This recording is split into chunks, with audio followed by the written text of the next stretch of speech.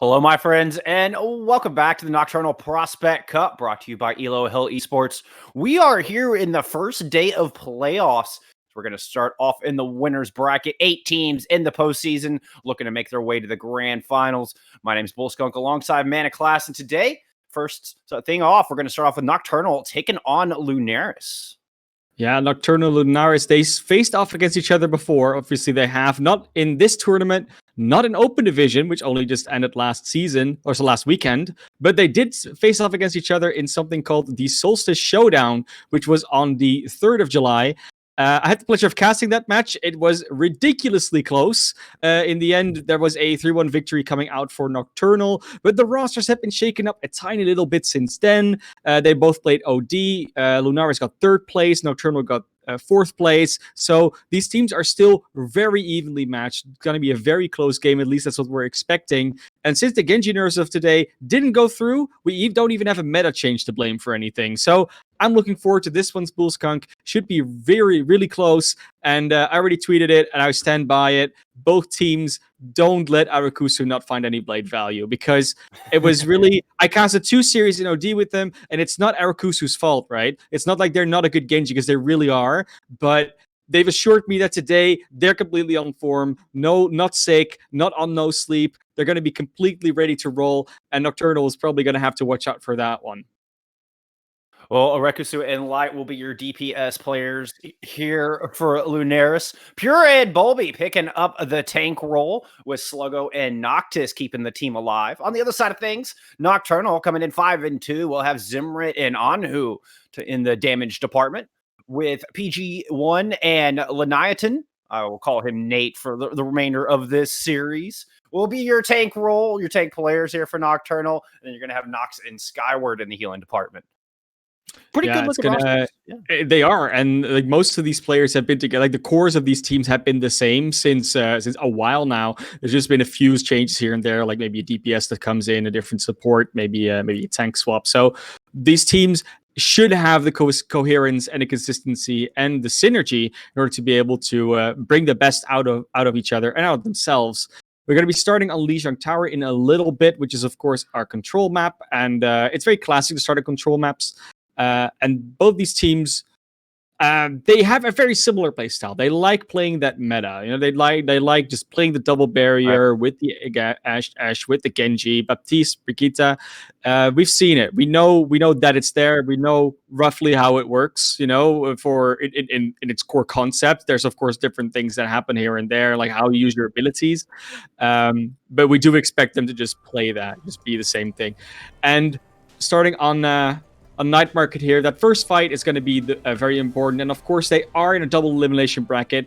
If they lose this match, it's not the end of the world, but you don't want to start your series out on a loss. You don't want to start the first map out on a loss. You don't want to start the tournament playoffs out on a loss. So I'm expecting them to come out of the gate hard and strong. And it's all about who can actually carry that momentum on, get the first fight, and then carry it through, get the first map win, get the first 2 map wins, and carry it all the way through the victory. This is indeed a 1-3 series. Speaking of, we'll head from here into Hybrid, then Escort, then Assault, rounded out by Control for our tiebreaker if necessary, and a loser pick format. But first things first, starting things off on Night Market. Gates are open. Playoffs have begun. Yeah, we see it. It's the complete mirror matchup, exactly what we were expecting. And then it's all going to come down to execution. The first halt is good here for the side of Nocturnal, but it's going to be Lunaris taking first point control. And that's always very important on this point in particular, because then you can use your poke and sustain to keep away the enemy. Anhu was trying to go for the big flank there, but Noctis, ready for it, takes him out immediately. And now Nocturnal on the back foot, just looking to see if they can get out safely. It does look like they will be able to lose that Genji early, one of the biggest sources of damage on your team. It's not what you want to see, so Anhu is now back, and this is when they're actually going to try and contest this point. Already an Amplification Matrix online for both Baptiste, but it's Arakusu that naturally has an advantage in that Genji Blade charge.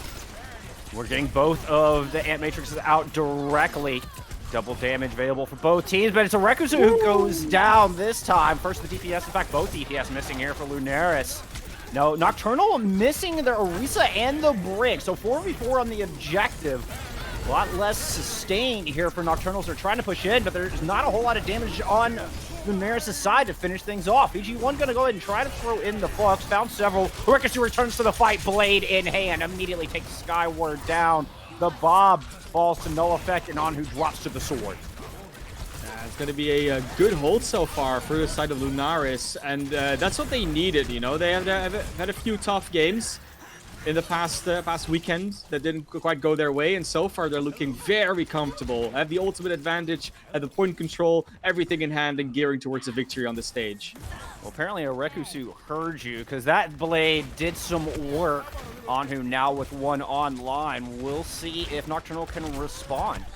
As it looks like they're kind of taking the long route around Zimmer with a beautiful shot, utilizing that big line of sight, takes Light out of the fight. Now here comes Anhu's blade. Katana out, Immortality Field down, going in Slice it at the bulk. Trying to chop down the tank. We'll eventually get Bulby out of this fight. Now turning the attention over to Noctis. Noctis falls. Half of Lunaris back in spawn. Anhu does eventually sacrifice himself for the cause, but a good cause indeed. So far, Zemrit has really been popping on this Ashe. Light has not won the duel so far, and it's not really up to how the tanks are playing around it. The tanks are actually doing a really good job of protecting their DPS, but Light keeps stepping out of that protective barrier and then gets caught out. Bulby forced to use superchargers to try to muscle through, but an Matrix on the other side. Light still just back there clicking shots into the small opening, and now throwing Bob into the mix. 5 people from Lunaris surrounding the Bob. They do eventually take the big old Butler down, and now are free to move forward. Coming in with a pair of support ults. Rally popped at the gates. It's going to prompt a rally from the other side, and now it's Lunaris with the Ant Matrix, and Arekusu with the blade. Goes in, finds one, looking for the second. Can't quite get the second kill, but Light's there to clean up, and Lunaris cleaning off the objective. That looks like some good precision coming out from that Genji, and it does seem indeed like they've tiered it up a notch from their last performance. Good to see from Arekusu. And with last fight territory coming up here, there's not a whole lot to work with for Lunaris, but Nocturnal comes in with quite a few tools, although with Anhu going down, they might have to be a little bit rushed in this approach. Yeah, that is a disastrous start with only 5 seconds left to go. Anhu just now coming out of spawn. DG1 going to throw the Gravitic Flux up early. Pure down low. Immortality Field forced out to keep those tanks alive. Now Anhu free to use Blade. All of Nocturnal pushing in and sweeping over this objective, reclaiming this point in the name of Nocturnal. Nocturnal looking like them to reclaim this, and of course it was likely, even with that numbers slight disadvantage because Anhu was still returning. They still had the ultimates to work with, but that's where the problem lies. They had to use virtually everything they had available, and now Lunaris will come in with almost 5 ultimates against Nocturnal that has maybe going to have 2. And that's if the fight draws out, right? Yeah, Zimmer's exactly, not right? Even 70 the Bob yet. You'll have to wait. Lunaris coming back. Arekusu super close to Blade. Flux nearly online. Ant Matrix to start things off. See if Lunaris can find an early pick here as they move in. Arekusu going over the top. He's scouting out the enemy. He knows he's got that blade ready to go. Oh, gets stunned back. Yeah, he's kind of forced off for just a second. There. Okay, they're going to open up with Flux. Then Arekusu's going to go dive in, and now the blade is online. Out and ready to go. Finds 2 kills with that. Light picking up Nate in the back of it all. Bob on the point just to help solidify this thing. Overtime Wick is going to burn down. Yeah, Lunaris is being very wise about it. They knew they had the ult advantage, so they say we're going to use one ultimate to force out that Immortality Field. That is a Gravitic Flux, and afterwards everything comes out. The blade, the supercharger, the Bob, and there's nothing you can do about that if you're Nocturnal and your bank is so empty. Yes, you build up to 1 Bob, but by the time Bob came out, Zembert was already down. So going into Control Center here, we will likely see some swap-ups. It's rare that both teams go with the exact same composition as they do on a map like Night Market, because it's so much more of an enclosed space. You can play a far more brawly composition, and often teams will go at least to the Reinhardt, which they seem to both want to do, but there is some room to go for things like a Junkrat, a Mei, a Reaper, a Symmetra, and to actually run through with that. And it looks like both teams are indeed going to stave off of that. Yeah, Anhu going to pick up the Junkrat. Zimmer, I'm guessing, is going to go back over to the Ashe. No, the McCree there for Nocturnal coming out of spawn. We're going to get Reaper Genji from Lunaris as both teams clash in the white room. It's Lunaris with a bit of a positional advantage. Nocturnal not really able to get out of the tiny hallway just yet. They got to be careful. All grouped up like that is just prime pickings for a Reaper, but Zimrit does find first blood, takes Sluggo out of the fight. Now Light on the Reaper goes down. Beautiful opening as Zimrit managed to get himself another kill, and Nocturnal move in and claim first control. And it's such a classic move for McCree to make. Everyone is fighting up in that wide room. They just peek their head through the objective angle and shoot up the stairs, get a support or something like that, and just open up the fight. This time it was the McCree, sometimes it's a Junkrat, but there's always going to be someone falling, and then the entire fight just erupts in the favor of that team. Now Nocturnal getting very aggressive, trying to hold the door a little bit, but Rekusu makes it through. Anhu goes down, but takes out Noctis with him in the end. It's the tank line. Nate finding a pair of kills, holding strong here for Nocturnal, but they still got a Rekusu back on the point. Yeah, it happened a little bit off screen, but Lunaris there completely split up by Nocturnal themselves. Some of them tried to go through that server room, tried to get on top of Anhu, and in their chase, the rest of the team was sort of left alone. Well, we're going to get an Earthshatter Blade combo. Earthshatter laid out too. Rekusu trying to go clean up, but here comes the tire from the other side. And whose tire finds both DPS and Lunaris, though he does go down along the way. Now it's just tanks and support trying to battle this thing out. Nocturnal throwing the sound barrier over the objective, but as it fades, Pure's going to throw down his Gravitic Flux. I don't think he got that off. I believe he got stunned out of that by a flashbang. I did not see the gravity come down. Nocturnal hanging on here at 65%. Yeah, they will still hang on, but they are starting to get closer and closer fights. And now that Arakusu is on that Mei Reaper has always been that really, really strong combination in terms of you get them close and then you just shoot them to pieces with the shotguns. And if Lunaris can win this fight, they'll be in a great position to hold the doors. But you've got to keep your Lucio alive until you arrive at the objective. Nate able to pick off Noctis along the way. So Sluggo's going to throw down the Coalescence. See if he can try to escort Bulby onto the point. Bulby looking super low. Bulby's going to fall.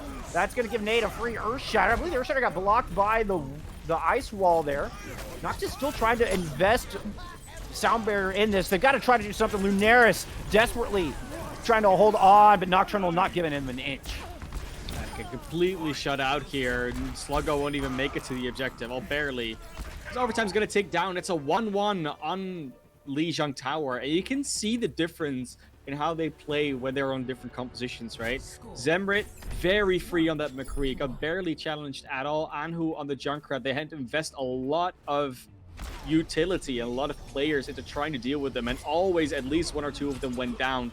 So you get the value out of that pure spam presence of that Junkrat, and that's just a distraction so that Zemrit can keep doing their job on the McCree. Anu eventually goes through that Genji on that last fight. You just saw them spamming down on the Reinhardt of Bulby. No. But this will be, again, a new point, new compositions. It will be dive style. So we'll have the dive with Zarya Winston versus the dive with Diva Winston.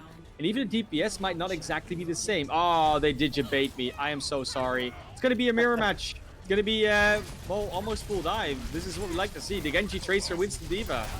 Yeah, with Ana and Brig to heal the team. Brig to keep the Ana alive, fend off some of those flanky DPS. Both teams just clashing over center tower right now. Nate dives in deep, trying to create some room for his team. And looks like Lunaris kind of caught back in a corner, but they're managing to stay alive. Sluggo keeping the team held up beautifully, and Lunaris looking to strike back. They've got some cooldowns out. Now it's time to strike. Rekusu doubling the ult percentage of Anhu here so far, and Noct just finds first blood. A huge ante into the pack will send Nocturnal packing. Noctis on the Brigitte is a force to be reckoned with. They died a lot on the Lucio. This time around, they seem to be fine. Already a Primal. We'll almost get that break off the map, but not quite. That was so close, Classy. It was so close. Oh, you gotta feel bad for Bulby there. They're like, I got her. I got that Brigitte, but no, it was not happening this time around. Nox barely able to keep a toe on dry land, and Nocturnal now rotating all the way around the wipe. Here comes the Nano Blade. Rekusu finds one immediately, first swing. Looking for more. Is there more to be had? No.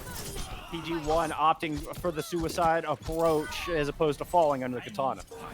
Yeah, they win the fight of a Nano Blade, which is, of course, exactly what a Nano Blade is sort of almost designed to do. Sure.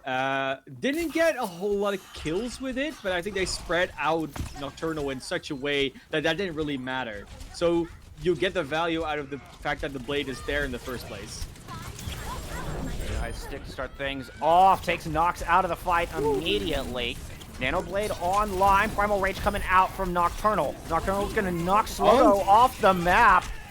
And then here comes the Blade. Will the Blade be enough? Anhu's going to find one, but the kills are lighting up for Lunaris. Anhu does eventually get 3 before it's all said and done, but I believe that Genji is the last one left alive here for Nocturnal. No, there's a Tracer on point as well. It's Tracer Genji versus a Tracer and a Winston here on the objective.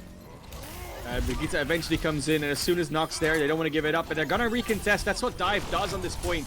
They never want to give it up, but it flips a little bit quicker than they might have expected. That D.Va was coming back in for Pure, and this will be a reset for Lunaris. They cannot keep fighting here. They need to just reset and start thinking about their attack plan. 80% though, that's almost putting it in one-fight territory as soon as you win. And if the fight goes long, you manage to flip it early, it definitely will.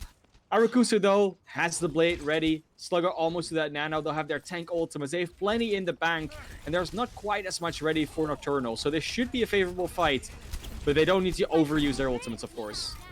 Ooh, Pure gobbling up that pulse bomb, saving Noctis from certain doom. What a wonderful open. Now Arakusu free to move in. Picks up one. The self-destruct finds one as well. Lunaris pushing over this point. They'll reclaim it after a little bit of cleanup. Well, they should, but we know how Dive can stall. Will this kind of stall come out? They're doing the Winston still alive, and they have the Primal, so Nate will and Pete need to use that. Already whittled down to about 10% health. There goes the Primaling Winston. And I think Brig is just going to beat a quick retreat here as Lunaris reclaims. I don't know if she's going to get out. Is she going to get get out? She is not getting out. And with 88%, that's a huge stagger here for Lunaris. Primal Rage from Bulby to keep anybody from touching. Will anybody get back onto the objective from Nocturnal? Yeah, they should be able to make it. 5 seconds, a bit more. Yeah, they will. It's gonna be There's the Blade. Yeah, the Nano Blade. A very swift hello and 2 kills down, but Arakusu with yet another one, lapping him on number of blades. Finds 3 kills to Anhu's 2. And Lunaris coming out on top after the sword fight. And of course, when you look at the OD placements, you can say, oh, they got 3rd and Nocturnal got 4th, so they should, by transitive property, win, you know? But that's not quite how it works in Overwatch. We'll see Lunaris pick up this first map after this stall ends, unless we see something miraculous happen, because there are some kills coming in here for the side of Nocturnal. It's not over until the last percentage is taken down, and right now it's a beautiful anti-nade, but Arakusu is not quite able to finish up these tank targets and goes down himself. Oh, that is certainly not over till the Fat Lady sings, and Nocturnal fighting for every last percentage they can get here. Now coming back, they only got the pulse bomb, but they'll have some mines to accompany that as well. And even the Primal Rage will be up in time for a good stall if the fight goes awry. Will be a Nano once again online. I think they're going to throw that onto Bulby as the Winston, though. Indeed, Nano going right on the Bulby as he goes in. Zimmer sticks a Rekutsu. 71% to Blade. Nate goes down, and Bulby manages to pick off Anhu. So a good start here for Lunaris as they try to reclaim it. 99%. One fight win will take it. Light picking off the Moira. Now the team trying to converge onto the Wrecking Ball. Can they get the 600 health whittled down? Shields pop. PG1 forced to retreat. Nate is antied, forced to pop that Primal Rage. Hold on for as long as he can as we approach 99-99 on the board, but the kills still lighten up for Lunaris. Yeah, Lunaris should be able to close this one out. It was a bit of a Hail Mary, but it was a bit of a good comeback attempt from Nocturnal. But this is where the percentage will indeed stay 100%, and that's a 2-1 on Lijiang for Lunaris. But that was close, and if you saw the map, so there were 2 very close stages, and the map that Nocturnal managed to win was 100-0 for Nocturnal. So it's by no means a done and dusted series after just one map. These teams are very closely matched. Anhu gets the Blade play of the game. We'll probably see why right now. It will be, I think, about 3 kills with that one. So good job from Anhu. But Arakusu was doing a very good job on the Genji. Of course, I'm very happy with that. It's very much not. They were very much also not happy with their performance in Open Division last weekend, and yeah, I mean, I keep going back to it, but you know, they're doing their job. They're doing a good Genji, getting value out of the blades, even though they don't get the final blows. This time, the team is able to follow up on it and win the fights off of them most of the time. So that's a good thing for Lunaris, because if you fix an error that you had going on in a weekend in 2 days, That's really, yeah. I mean, that's just impressive. Did that really quickly. Arekusu certainly showing up in that match. We'll see if the outstanding performance continues as we're going to take a quick break, but we'll be back with our hybrid map momentarily. Y'all don't go anywhere.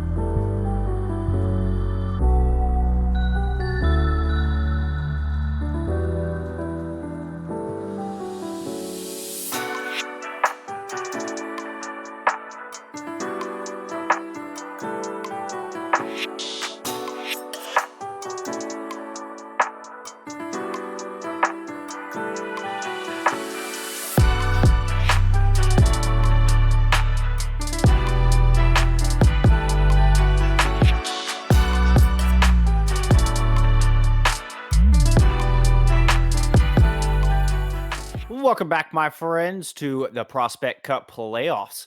Lunaris up 1-0 over a Nocturnal here as we head into Blizzard World for our map number 2. But before we get into that, I think Classy had a couple thoughts there on what we saw on Lijiang Tower. Of course, Lijiang Tower was a very diverse map. They played three very different styles and compositions of play on all three stages. Last stage we saw dive, which people are sometimes very excited to see dive, but I don't think that everyone always realizes how much dive has changed over the years, especially now with the new Genji buffs, with all the support changes that have come in. It's not quite the same. Dive versus dive used to be that thing where you have a Zenyatta and you have dive. And both teams, their job was to get the Zenyatta before they can get your Zenyatta. That was very simplified. That was how it works. That's not how it happens anymore, because you cannot just jump on an Ana and a Brigitte. But they have too much to deter you. They have anti-nades, shield bash, whip shot, sleep dart. There's just too much going on. So before you get anything done, their tanks and DPS will already have taken you or your backline out. So right now, it's all about get the DPS first, especially because they're the squishy targets, and go for the tanks, which you can farm all those damaging ultimates off. Because dive is all about cycling those cooldowns correctly and not taking an engagement before you see that opening. And when you see two dive teams playing against each other, that becomes that very beautiful dance of not taking too much poke, but taking enough poke, but also not overusing your abilities, but also not underusing the abilities. It's a very, of course, that's what Overwatch is always about. But when you have two dive teams, that there's such a fine line between over and underusing anything and over and underdoing anything. So it was really good to see at Lijiang Tower, especially on Gardens, that the team sort of understood that you don't go for the back line, you go play for the tank and DPS ultimates and try to get the picks on those. Well, going into Blizzard World here, I don't suspect we'll see a whole lot more dive. This is, of course, loser pick, so Nocturnal have chosen Blizzard World for map 2. Try to see if they can equalize, get that goose egg off the map score. I anticipate we're going to see more double shield here. What do you think, Classic? That is sort of the prevailing thing we see on Blizzard World. Point A also usually gets capped. It's very rare that a team gets a full hold there, and there will. It's all about the double barrier, and especially on point B about that high ground around the pylon terrace. I made a reference to what pylons do, and that is really cool that the terrace is named after pylons. Turns out I was completely wrong about that, but yeah, I mean these teams will obviously do the same thing, right? So you want the defense to be on that high ground, on second, block that stairway especially off, and then try to have the attacking team just route their way into the open space, in the open world, and shoot them down from that high ground. Your poke comp is stronger. You have an advantage over that. You can hide behind the billboard whenever you think you need to not take damage anymore. And even when they come up to the stairs, they are sort of walking through this very tight choke corridor, which you can defend as defenders. So Blizzard World, all about second. Sometimes you see teams get the third, and it becomes interesting there. First usually gets capped, but second is really where you see which team usually is playing the better double shield comp, because the mirror is almost certainly going to come out. It's a fascinating objective, that second point, because of the way the objective itself loops around the outside of all the high ground. So if you're the defense trying to challenge those stairs, the front line of the attacking team could just push through streets and kind of try to navigate around your high ground defense. It creates a lot of interesting angles. But first, Lunaris has to get through point A as they're coming out of the gates with the expected Ashe Genji composition. It's just going to be the mirror. Usually you see this Sigma be on the high ground, by the way. PG1 is also waiting with their Brigitte. It's like a King's Row-esque thing where you just say you have the off angle, but this time PG1 overextends, already down, and that's a huge start here for Lunaris. Well, typically you see the Ashe up there with them, and Zimrit was not on that high ground. There wasn't enough damage to deal with the Rekus who come in and lay in waste. Good start here as Lunaris throws down their Ant Matrix to try to finish off point A. Rekus in the back, but drops to a shot from Zimrit. You're routing the front line of Nocturnal all the way into the small room with the Mega Gun. Going to throw the Gravitic Flux onto the Bolt and finds 3 kills, giving his life in the process. But PG1 striking back the defensive Ant Matrix, the stronger Matrix. 3 kills there for PG1 to hold on here for Nocturnal. Nocturnal, so far being able to hold, it was actually very close to falling into the hands there of Lunaris. But Lunaris, it still has numbers left. It's not over. No, Rekusu got a late pick onto Pure there, and certainly a power play opportunity as Lunaris is pushing back on the objective, passing through this left-hand side. Rally. Yeah, Rally start things off. Rekusu 7% to Blade. Anhu with his ready to go. We'll see who has the most impactful. They're both coming out simultaneously. Rekusu go ahead and chop at the front line. Leonidas drops. Anu able to get light in that battle as well. Rekusu does eventually find two, but I don't know if it's going to be enough. It is dwindled to... Man, it looks like a 3v2 here on the objective. Not quite sure what that's supposed to do. PG1 kind of throws away the ultimate and gives up the objective with that. Does get the kills, but the objective is what this game is about, and that is being capped right now. There's something you don't see very often. The car coming out of the garage, there's nobody on point. Nobody there, yeah. Nobody there. I mean, you do see it happen when the attacking team just goes full on and like takes space on the attack, right? Where they just go into the almost into the enemy spawn to try to take as much space. They just were in spawn still. Just were at the spawn.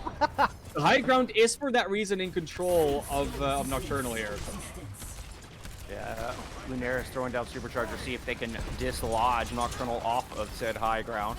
Supercharger out from the defense as well, and Anhu finds first blood. Rekusu goes down 25% to his blade. His second blade, should I add. We're going to get Pure throwing a Gravitic Flux over the top. Doesn't really seem to find anything. I don't think he got stunned out of that one, but I did not see the slam. And Nocturnal pushing forward, taking Pure out of the fight, and controlling this high ground in the name of Nocturnal. Yeah, they really are. And they're getting kills like every 4 or 5 seconds now. So if that keeps happening, Lunaris will never be a full 6. They're just going to consistently be one man down. That's exactly what Nocturnal wants to do. Keep spamming, keep winning that poke battle. And you saw how comfortable they were. They didn't even need an Orisa shield to push in the stairway. They just had the spam advantage, they had the choke advantage, and all their damage is way more focused. We're going to get dueling Ant Matrix up on the top. We'll see who's got the more focused damage now for sure. So far, both teams just avoiding the LOS. It's Zimret who finds first blood on this engagement. Anhu diving in, Blade ready to go. He's in the back. He's looking for a prime target. Opts not to pull it out just yet as Bolsey falls and Lunaris beats quick retreat. Yeah, you can see it as well. All the combos, all the abilities just will get more value when the enemy team is on that stairway. For Nocturnal, ooh, gonna chase down this Genji. Nope. Think the better of it. Anhu is safe. I don't think... but Nocturnal's gonna be fine up here because every single time they throw a dynamite, the entirety of Lunaris will be there. Every single time they throw a halt or an accretion, the entire team will be there. And they're more spread out with the defense. Yeah, we'll see if a Rekusu can do it. No! The blade falls flat, but so does Anhu. Both Ashes showing up and shutting down the Genji blade, but Light has the big Omnic Butler on the back stairwell, manages to take down Nate, putting a lot of pressure on PG1, but Zimret is going to take out Light. No more damage dealers left for Lunaris as they're still trying to take this fight up on the high ground, eventually backing down and relenting control. They're going to push the cart a decent way. They will put it in a position that they have to only win one fight in order to get it there. Of course, defender spawn really close to this one. Anu gets that kill the Bulby, though. That's a good start for Nocturnal. They'll probably just be backing off, going for that soft reset here. Oh, Sluggo's got to be careful. Drop down right in the sights of Anhu. Oh, Pure and Noct is going to fall. Somehow, Sluggo survived as long as he did, but that was a short-lived fate there. Defense, now just 70 seconds to hold. Yep, back up onto the high ground. Under a minute remaining by the time Lunaris gets back here.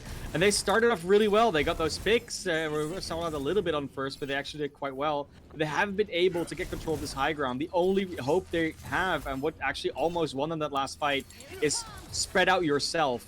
You know, you spread out yourself as much as Nocturnal is spread out so you can go for more of a dual chaotic style. That's how they want control, and that's how they sort of should approach this. Ant Matrix out to deny Lunaris' rotation down through the lower room. Immortality Field forced out early from Lunaris. Oh man, and they lose both healers along the way. Light falls to a fantastic dynamite from Zimret, and Lunaris still trying to take this fight. You've got 20 seconds left, guys. You can't take a 3v6. What a play from PG1, barely saving Zembrit there. They saw the life flashing before their eyes, but unfortunately they were able to be saved. You do see the Genji and the Baptiste waiting in the flanks. They're probably going to try and go for the card touch from the other angle. At least the Baptiste, because I know they're actually going to go for the main. But who's going to touch here? I think someone's on card, but that's the wrecking ball. Of course, it's the wrecking ball. The ball. Here comes Onhu's blade. Supercharger out. Griddick Flux rally. Everything on the playing field here from Nocturnal. They are bolstered up. So much damage. And just nothing Lunaris can do to stop it. Light will go down to Bob's the last bastion on the card. Of course, almost being a bastion with that turret.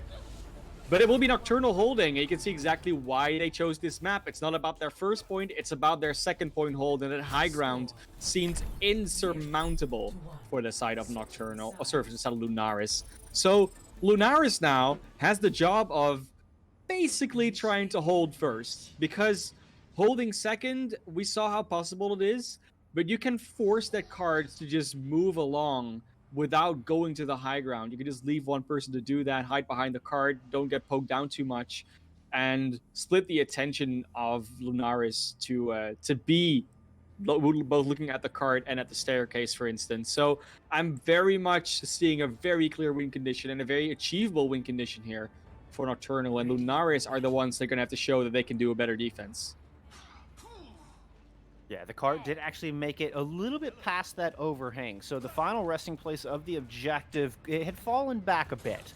The It had. square of victory is just a little bit past that first little bridge. So Lunaris can hold there for a bit, but like we were talking about before the map, you have that workaround. The objective itself kind of circumvents the high ground itself. And Nocturnal now with map 2 firmly within their grasp, they can just work it around like you're talking about. Perhaps first force Lunaris off the high ground and grab it themselves. Don't expect any change in composition as Nocturnal starts their offensive. Really don't. It's a very classic one. It's a very standard one, and everyone plays it. You do see that aggressive posture from Arakusu. They want to build that blade as soon as possible. You want to be in that ultimate lead so you can start cycling on the defense. And does manage to find 13%, but Onhu getting some work done himself, as Onhu's already up on Griffin. Halted him off the high ground, big dash through, and Onhu has 40% to his first blade already. Now, Nocturnal, they're going to rotate around to the left-hand side, putting a lot of pressure on Bulby. Fortified up, nice block! Denying the accretion coming from Pure, and PG1 had over 700 shields. Zimric gonna find first blood. Nocturnal slowly but surely pushing on to this objective. Amplification Matrix out from the defense. Can Lunaris take advantage of the double damage and thwart this attack from Nocturnal? No, Nocturnal's just gonna go put one of their own down and push on this objective. On who had time to build up Blade, pushes in, finds one with the Blade, looking for more, but gets stunned out. Forced to retreat with only 15 health, and Life is gonna pick up that kill. Oh, Zimrich strikes right back, though, getting some revenge for his Cyber Ninja buddy. And Nocturnal will pick up point A. Zemmert has been incredible about their positioning, about their dynamites, about those headshots. They're certainly contesting with the potentially the player of the match side right now. The combinations from Nocturnal, for especially the halt combos, are just looking a lot cleaner right now. We haven't really seen a lot of those on Li Jiang so far because, well, there wasn't much double berry going on aside from Night Market. And now we can see that Nocturnal has this comp down to a T. The dynamites, the accretions, everything goes into that halt, and they almost always find at least one kill. I love Onhu's positioning here, working the top of the anti-air gun. Ricochet gonna go and pull out the Blade, takes out Supercharger. And Pure able to finish off Nox. The Blade itself not finding any final blows, just whittling through a couple members of the defense. Nate's gone, but now Risa missing from both teams. Baptiste missing from the defense. Ricochet try to take down Skyward, does find that kill. No more healers left for Nocturnal, but I think it's just a Ricochet left here for Lunaris. Yeah, and the spawns are closer for Nocturnal, so they'll be able to push back into this quick. Of course, defense will set up on the high ground again, but it's not full force just yet, like you said. Light already under a lot of pressure here, has the Bob ready, Sluggo with the Amplification Matrix, and they'll have a Gravitic Flux. But Nocturnal has plenty to work with, especially that Blade. Yeah, and just needing one more fight win. Plenty of time to work with. Bob thrown out from the defense right on the yellow square of victory. rectangle, should I say. So that's just going to prompt a rotation here from Nocturnal. They circle around the pile on Terrace. Anhu picking up a kill along the way. Ant Matrix thrown down on the back end. Purified's a huge Gravitic Flux, but that is going to get responded with Anhu's Blade. Rallied up, ready to go. And Vitality Field used to keep the team alive momentarily. And Anhu not able to whittle down through the rally coming from Noctis. Lunaris staying in this fight. So far, no casualties. Oh, they do just barely get back to touch. 1 meter left to go here for Nocturnal. Lunaris has to be very careful, mindful of that cart, but also mindful of their lives along the way. And so far, it's a 4v1 trade favoring Nocturnal. A Rekushu's Blade, not enough to bring it back. Nocturnal tying up the series. And it's not surprising, right? We always talk about win conditions and how likely it is that a team will win a round. When we talk about Overwatch, especially about ultimates, we usually say you cannot switch a composition when you have less than 2 minutes left because you won't get the ultimates online. Now, that obviously depends on the meta and the hero, how quickly you get the ultimates online. But generally speaking, that's the rule we take, right?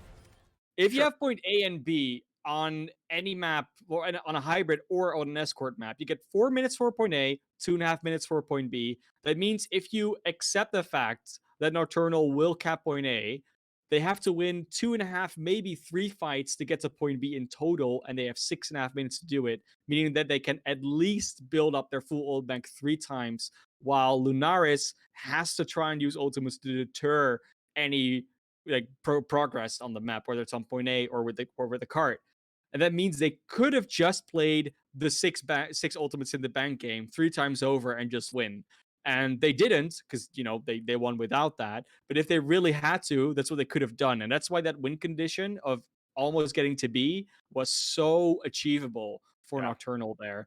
But they, like I said, they didn't even need it because all those hold combos, Zermrit popping up on the Ashe, Arakusa doing their work, the tanks just being able to work with the supports in tandem to get all the sustain, get the peel right. It was just impeccable. So looking at the next map, which is going to be Escort, you got to wonder whether or not Lunaris winning on Control had more to do with the fact that they weren't playing double barrier and the fact that they had more chaotic and 1v1 and not really team focus plays going on. Yeah, it's a very valid point, and I gotta pose the question. If you are Sure. Lunaris, they're trying to hold point B. Mhm. Do you think they should have been more aggressive with their ultimate? Should they have taken the fight to Nocturnal and tried to force them off their game plan a little bit? Perhaps try to force out some of ultimates from Nocturnal there? I think it's hard to do on the defense to force ultimates from the attack. Like the only way you Right. really do that is if you get that opening pick on the attacking team, and then they sort of feel like they have to use more ultimates than they might have wanted to in order to maybe try and save a fight. Because that culture of every fight is winnable has really started to emerge more and more in Overwatch ever since the San Francisco Shock started doing it. You said winnable to every single fight, and at some point you'll get it. In this situation, though, when you look at that defense, right, like they're set up on the high ground, they should have that positioning locked down.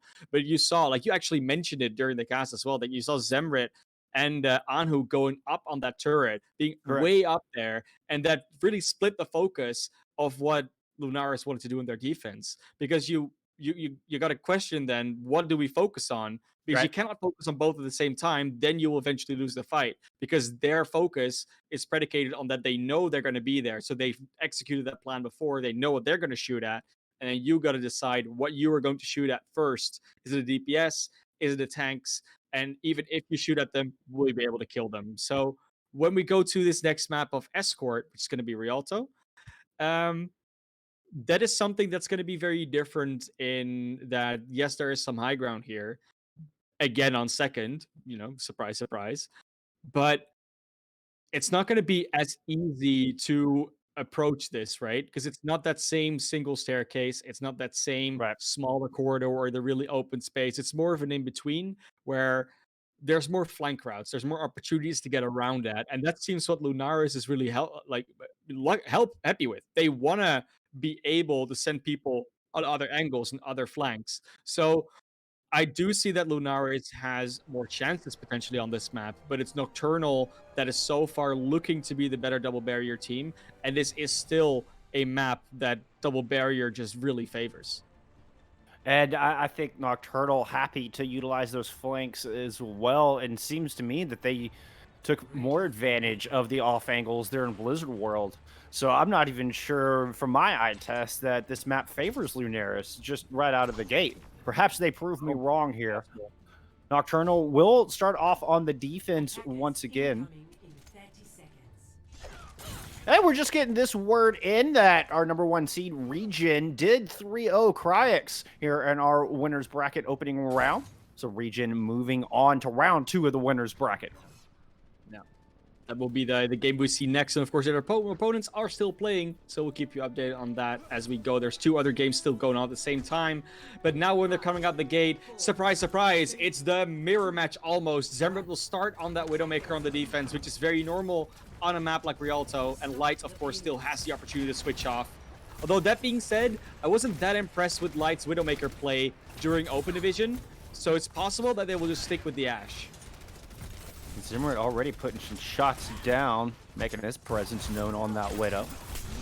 Sluggo able to keep the team healed up right out of the gate. Lunaris just slow escorting the payload into courtyard. Here comes the fight. Shields are up. Pulse in. Big dash through the pack, and Light Pure already have a pair of kills. Nocturnal trying to fall back inside the bank, but there's just no reprieve from the onslaught Lunaris has just put forth. Ooh, nice shot on Arakusu. They're still from Zembrit, but they'll have to back off. And that's the big difference you have there. The Ashe has the dynamite. She has the pressure to put on the other team. As long as you avoid the sidelines, Widowmaker not that much of a threat. And Zembrit just pulled off the map. Infra side gone. Point A taken. What is happening on the side of Nocturnal right now? Because it's not just the Widowmaker. They just didn't have the space to come back, not the time. They just fought in the wrong location before that, and when that card gets pushed up so far, you're always going to have trouble coming back in. That's exactly what happened to Nocturnal there, and they're not even going to be able to take position on this high ground where every team wants to hold. They're going to be late. There's already Narissa and an Ashe and a Sigma and a Genji there, and Lenathan and Zembrit will be completely pushed back. And Pure playing his heart out right now. Fallon 4K there on the back of point A. With a single play and as dangerous as we're seeing, Pure's going to be a force to be reckoned with. But a great counter from Nocturnal. They throw the M-Matrix down. They're able to kill Bulby. That will drive Lunaris right off of that important high ground. Lunaris has to go and try again. They did push the cart a decent way, which is, of course, very nice. I think there will still be 2 fights before you actually get it to beat. And the first fight, of course, is going to all revolve around, can you take them off that high ground? Can you force them away from there? And so far, the answer has been no, because it was quickly retaken by Nocturnal. But they were forced to use an Amp Matrix to do it, something they do not have. Leviathan is behind, as Bulby has the supercharger ready to go. Both this beautiful haul to take Lunaris off the high ground. So they're going to be forced to just rotate down low before they can use any of those 6 ults they have available to them.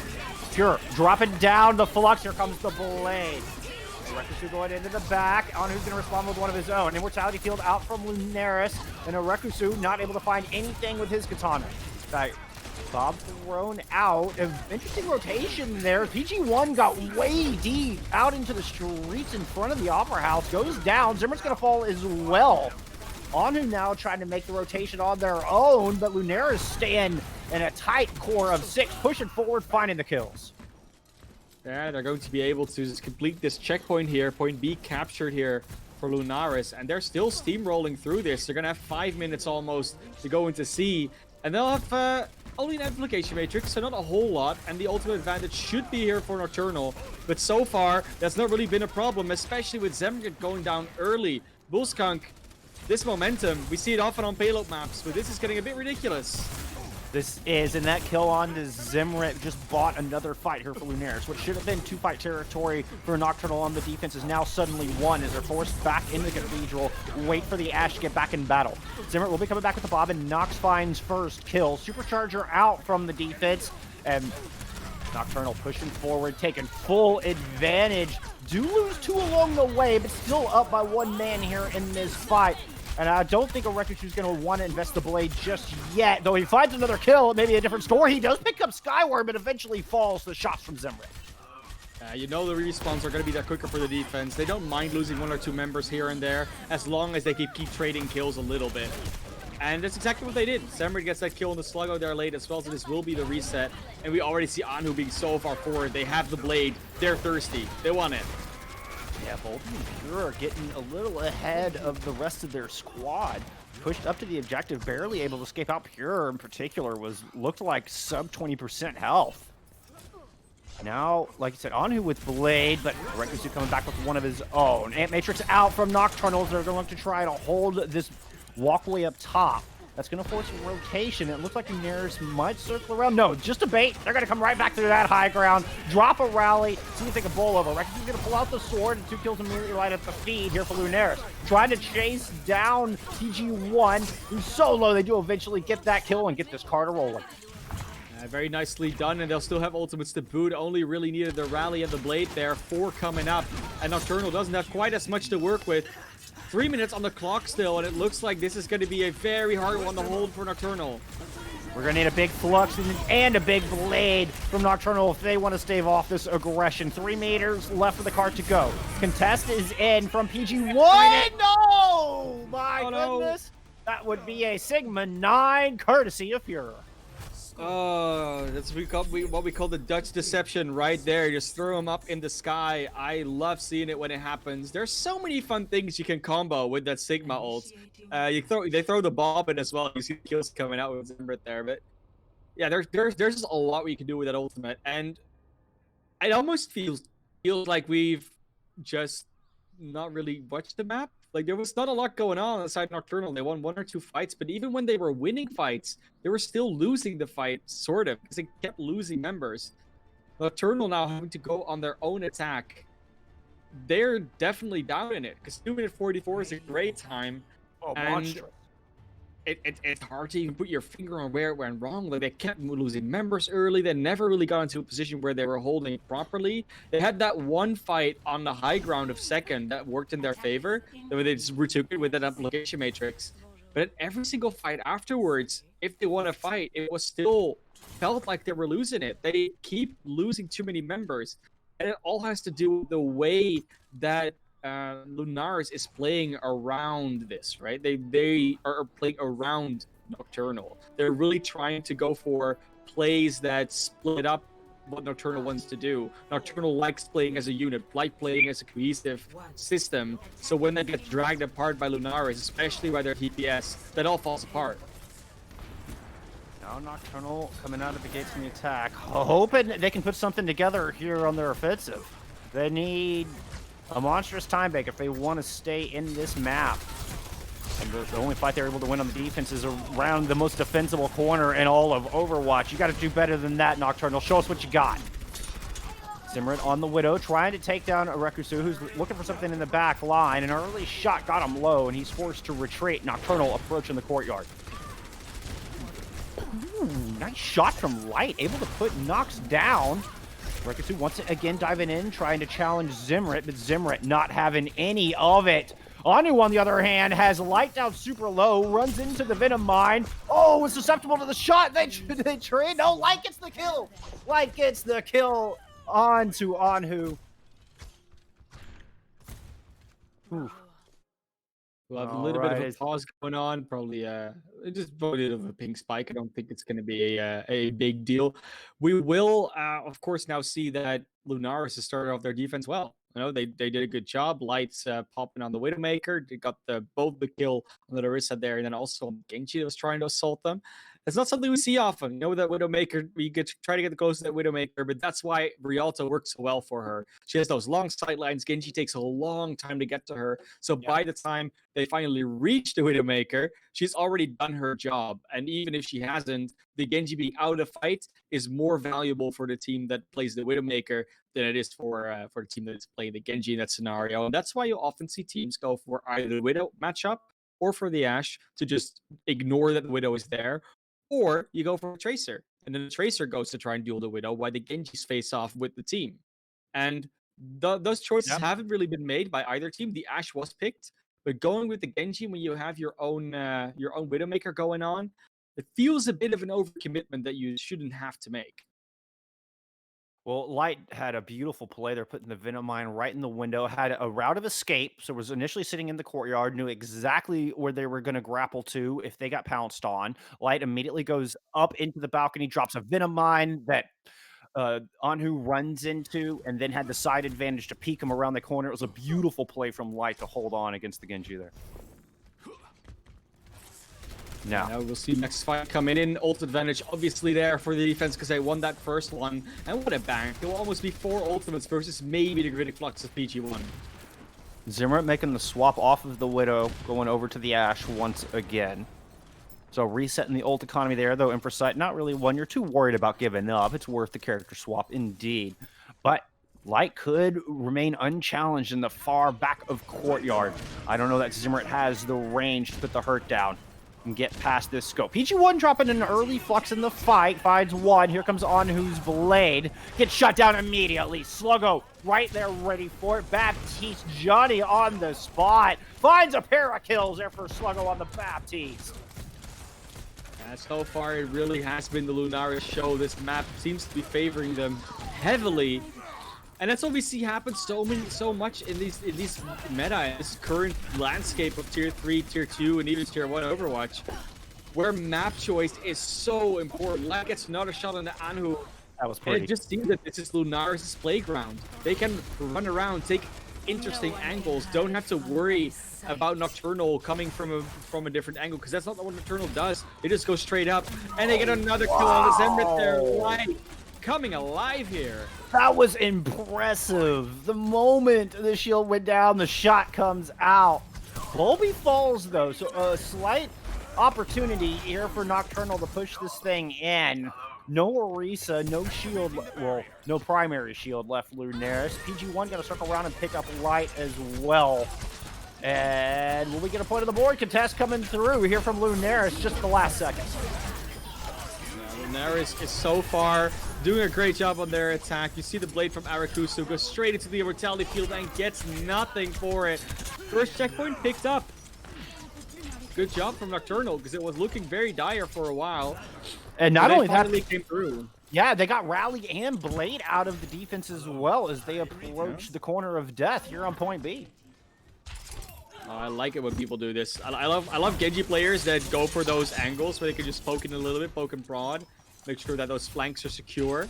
Anu's doing a good job of that one right now. We'll be seeing a very similar defense. Also, the application matrix ready from Sluggo. But they're choosing to go with the low ground defense here. Not really okay up the stairs just yet. Well, they got halted off of that high grab. A beautiful shot there from Leviathan. And again. Gravitic Flux out from the defense. Lunaris trying to hold this corner. Anhu trying to circle around back. Had sights on Lights for a second, but not going to opt to take that duel just yet. Anhu just controlling the high ground to speak. Now, here's the ghost signal. PG1's going to throw down the Flux. That's going to find one. Another one followed up, and then Zimmerit gets the headshot onto a Rekusu. Blade in the hand for Anhu. Not even going to need it. Gets the headshot kill on the Light, and the cart's fully underway. 100% a capitalization on that early Immortality Field from Sluggo there. It was just too early. It was already coming out when the Flux wasn't even halfway through. The Genji could easily take that down, and it's just follow up from there, because the Immortality Field is everything in that situation. Normally you use the Flux to bait it out. This time it didn't even need to be baited. Sluggo was so trigger happy on that one. Anu with the blade, Skyward with the amplification matrix, Nox with the rally, and nothing on the side of Lunaris. Maybe Noctis will get that rally up in time, but that's really it. Looking to win the mid fight here, but that's going to be tough against the Amp Matrix that's already out. Zimmerit gets the shot through and finds a Rekusu. Rekusu not going to be able to build up any closer to the blade, so Anu's free to use his Immortality Field taken out. Blade is drawn, trying to find the Sigma. They can't quite get him down. It's in fact Zimmerit clicking domes from across the way. Finds the Ashe and the Baptiste. Makes for easy cleanup for the rest of Nocturnal. Yeah, you thought that Light was doing well on the Widowmaker. Well, Zimmerit had something to say about that one. Now the ultimates, though, will be online for Lunaris, but it's not over. PG1 will have another Gravitic Flux. Cart's almost there. Will they touch? They do with the Doomfist. Will they get the value? No, Light taken out by Skyward. But Rekusu strikes back, takes Nox out of the fight. Both teams armored up and ready to fight. On who finds a Rekusu early, takes him out of his blade. No value from that Genji blade for the defense. Supercharger immediately dismantled by Zimmer's fantastic shooting, who lands another body shot onto Sluggo. Both supports super low there for Lunaris, and Noctis is going to fall on whose blade is going to pick up Light. Amplification Matrix out is on who gets 2 with 1, so White winning the Genji battle here on the attack for Nocturnal. Calls up a nice kill. Was a Rex who made the swap over to Tracer, and this cart will eventually find its way home, but already a minute behind the time set up by Lunaris. Yeah, so that means we're gonna, yeah, exactly, like almost exactly a minute. It's 59 seconds, but you know, details. And they will both get it to the end of the map. So we will see another attack come out. And that is, I would say it's favorable for Lunaris in most situations because they held on point A a little bit better than Nocturnal was able to do. So when if we get a repetition of the past 2 rounds, this map is still going to Lunaris. That being said, it's not usually that simple. Maybe we see some swaps coming out. Maybe they'll go with something like I don't know, like a Torbjorn, maybe a Mei, maybe even an Echo or something. Maybe they'll start with the Widow on the defense and on the attack this time around. And this hit-scan duel has been very interesting because when they've both been on a different hero, usually the Widowmaker seems to have been coming out on top, except when the Widowmaker's on defense A and there's an Ashe, then the Ashe wins. So it's a very intricate dynamic between Zembrit and Light. And while Zembrit has overall, I think, won more duels and just gotten more value, Light has started to show up on that Widowmaker. So now go for a very aggressive, very risky maneuver. Actually, no, they just throw down the Venom Mine. Of course they are. They will just, they'll be safe. They will not go for that bridge peak. I like the bridge peak, though. Yeah, that side corridor, side hallway, side alleyway on yeah, but that's on Rialto here, and then it's high risk with minimal reward, right? Usually, yeah, because then you have to grapple to get out, and then, yeah, I get it. I like people see, because sometimes they just don't expect it, and you get a kill out of it, and that's really nice.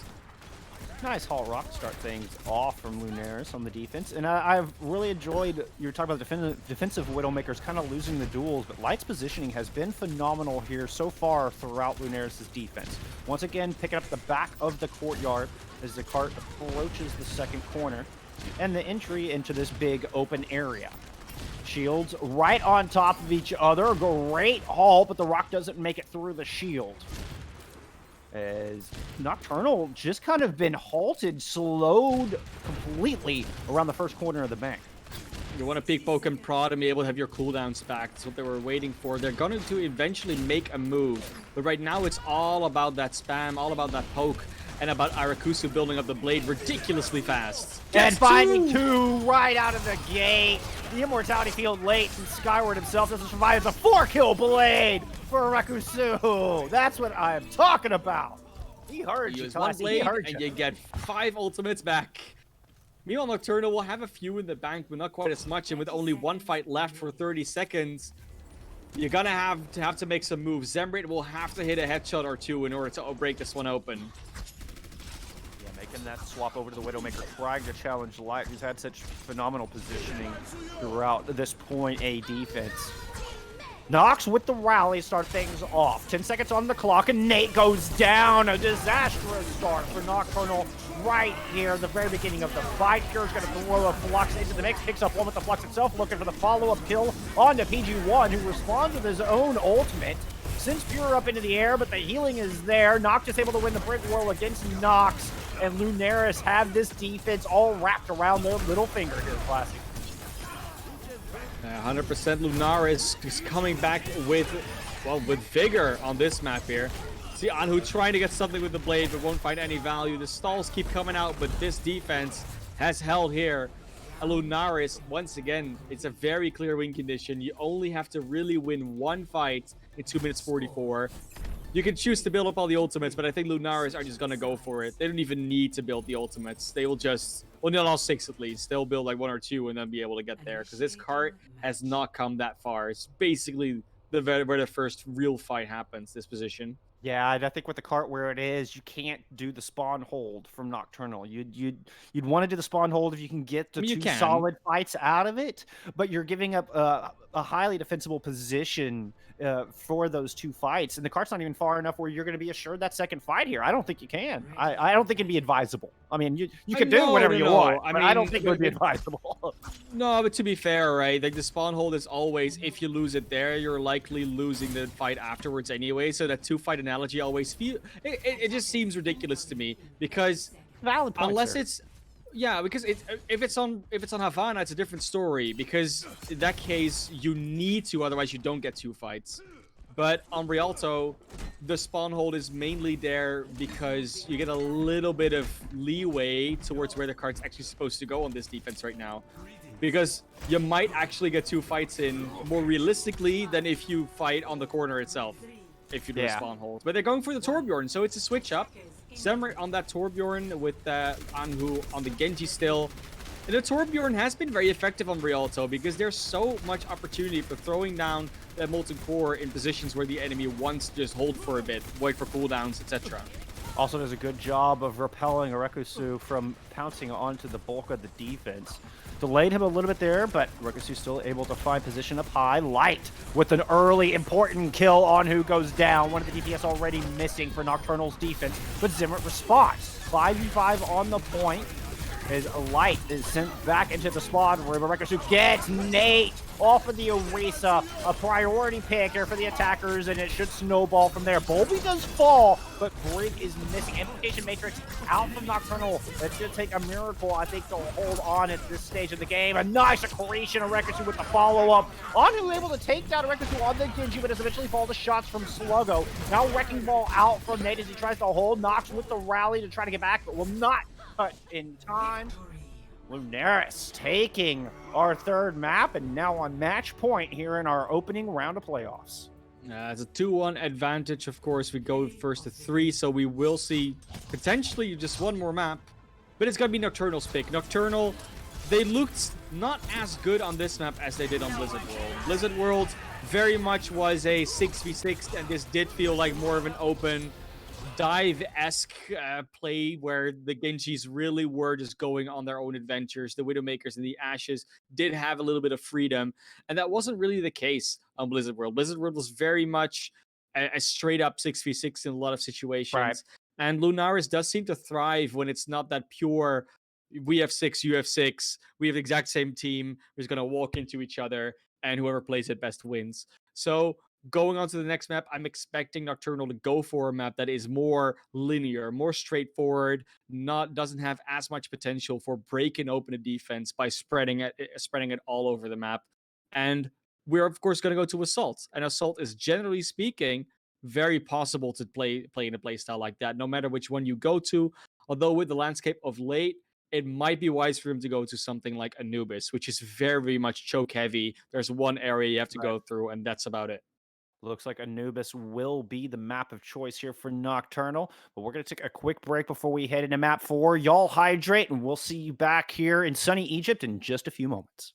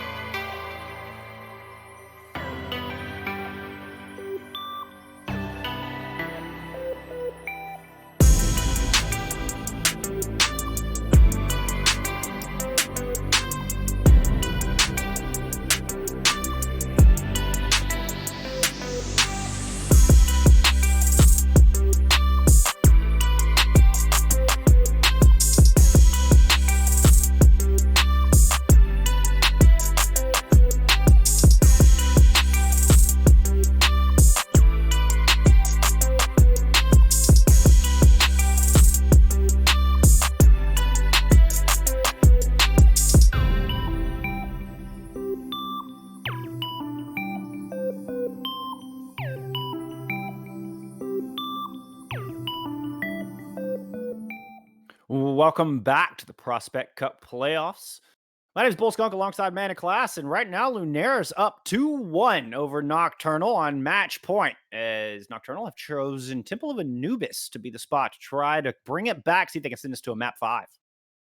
Yeah, and of course, map 5 is very much in the cards between these two teams. They have been very closely matched, and so far, Certainly. map choice seemingly very important. So Nocturnal being able to pick this map seems to be a sign that they could bring it to a 2-2s if we follow the pattern so far.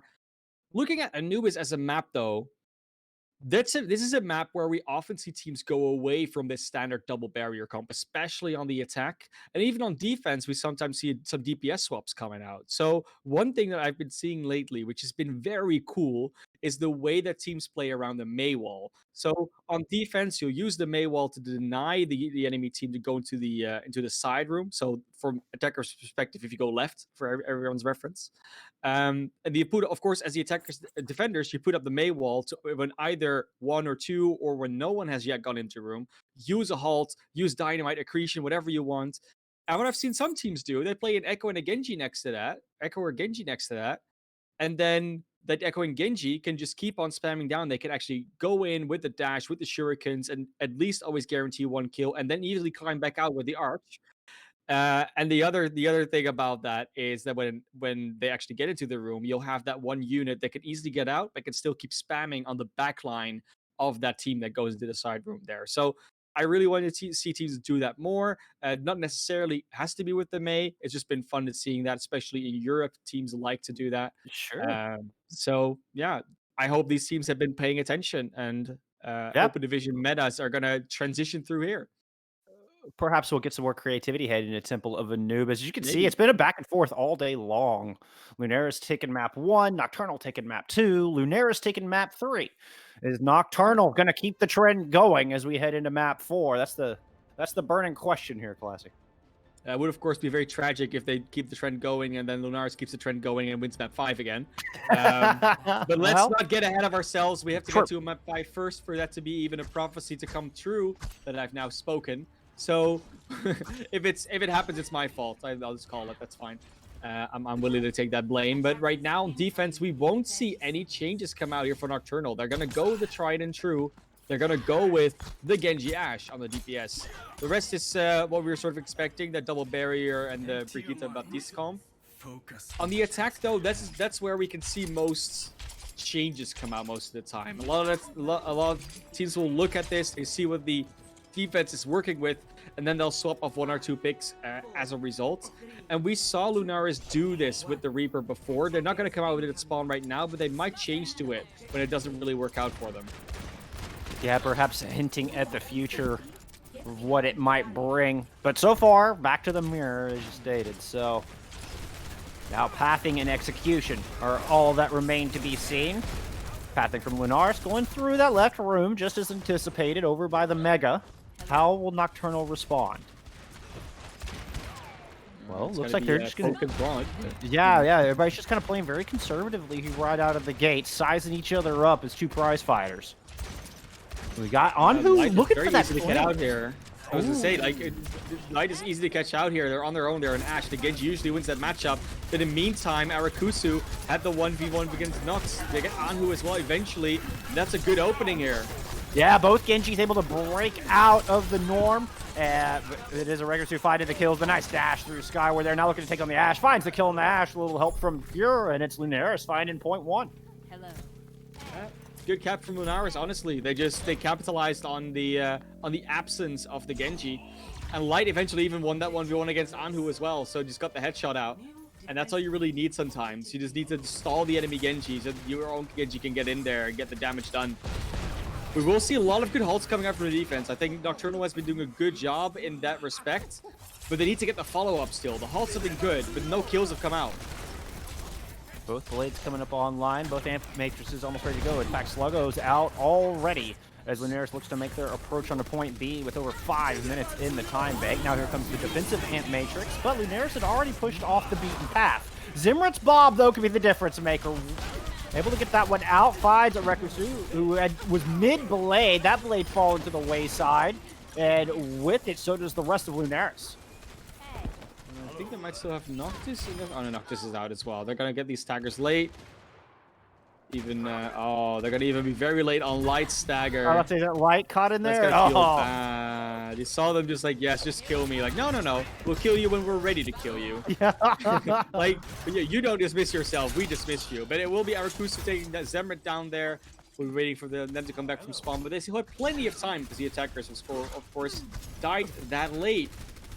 But look at the ultimates, though. No blade on the attack. And that's usually that ultimate that nowadays breaks it open. But there is a Bob. There's almost a Flux and a Supercharger. Supercharger from the defense out first. Rally used from Nocturnal as well. Extra armor and extra damage available. But it's Lunaris with the extra player now throwing out a Supercharger of their own. And on whose blade, that's pulled, but it's a Rekusu getting all of the kills. 4, as a matter of fact, closing it out with a nice deflect to finish off Zemret. And now 2 ticks of progress already picked up, looking to put up a wicked fast time. 4:01 left in the time bank here for Lunaris. It takes them 2 minutes and 59 seconds to get throughout that map, and that's a very fast time, as you just said. Will, of course, now be up to Nocturnal to try and break that. Well, they proved they're up to the challenge on Rialto, but faltered as we went into extra innings.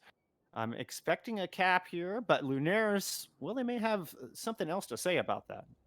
Lunaris is looking good today.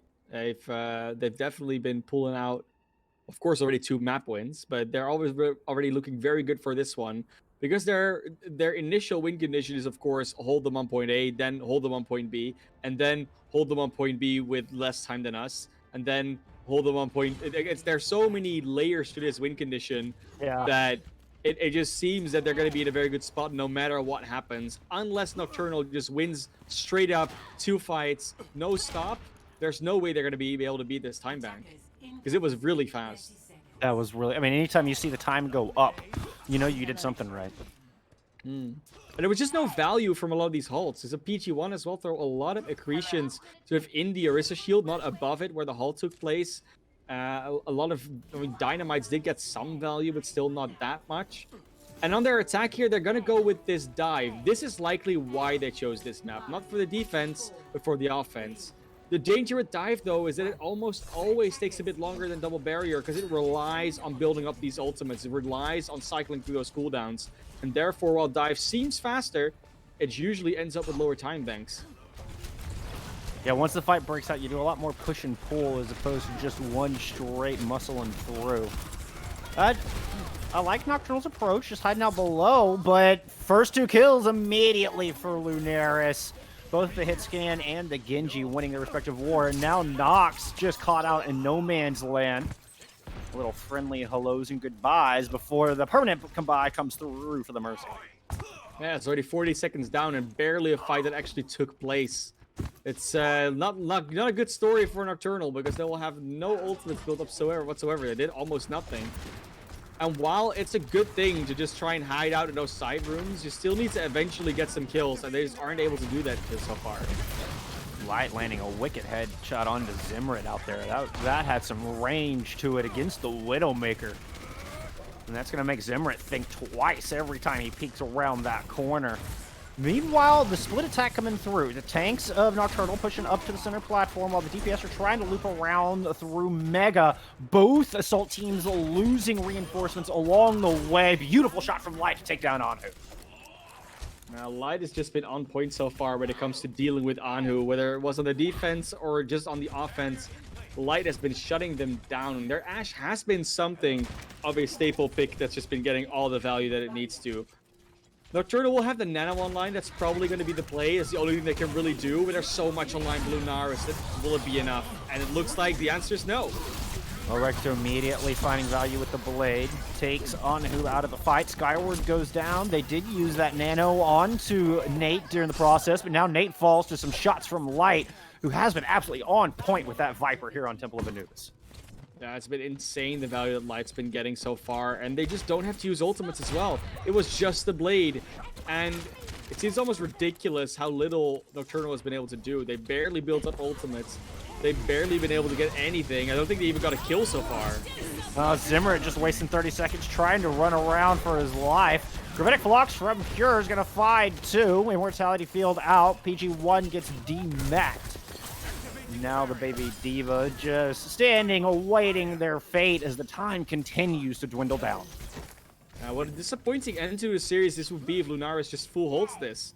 Because they've been very close. Both teams have been doing very well on all the maps they've been playing. And it would just be very anticlimactic. They're going to try and go with Nate here on the Wrecking Ball, trying to potentially boop some people out of the way. And Nate will be able to swing in here, but gets nothing. Oh, gets stunned out of it. Noctis immediately turns around and drops a rally. 2 kills on the board for Lunaris. The Rekushudo does go down to a nice shot from Skyward on the Ana, but seems a little more than a consolation prize for Nocturnal at this point. Yeah, Zemred barely getting out with their lives there. Not quite sure. Like, they keep swapping as well, and the fact that they started on that dive and have not been able to get any value out of anything they've been doing, that's just what's holding them up. Like, they could have just said, okay, the dive isn't working, they know how to deal with it, let's go to something else. But they never really got to that full ult rotation. They've been swapping too much. And now Zimmer back to the Widowmaker. Forced off by Light early. Big ante into the pack, and we're able to take advantage. Has the Nano, goes in, but Blade not quite ready. Self-destruct over the top to find one, and here comes the Blade from the other side. Shut down by a beautiful set of shurikens from Anhu. And Nocturnal finally finding some room to breathe here in Temple of Anubis. Yeah, fine. Okay, so you got point A, but you're already a minute down on time. You're not going to be able to even get close to the time bank of Lunaris, and you have to win this fight if you want to have any hope of having even a competitive, competitive situation here. Because anything that's closer to a minute will just go into the favor of Lunaris from the way this map has gone so far.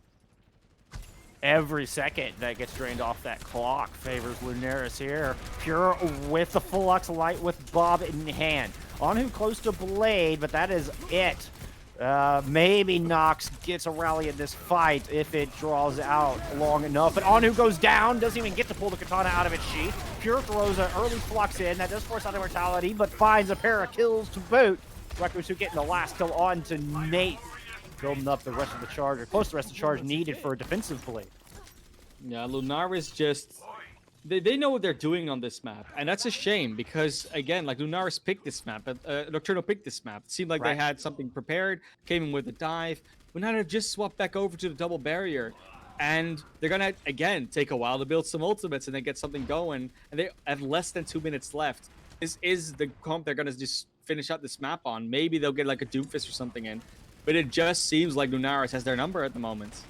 And Nocturnal just sitting there waiting for an engraved invitation, it seems, moving so slow. And this clock fighting against it every step of the way. Now Light's going to toss Bob into the back. Anhu sees it and is going to try to pounce, see if they can take off the flanker, but no dice. Light finds the shot right between the eyes. And Anhu's back in spawn once again, holding the blade in his pocket.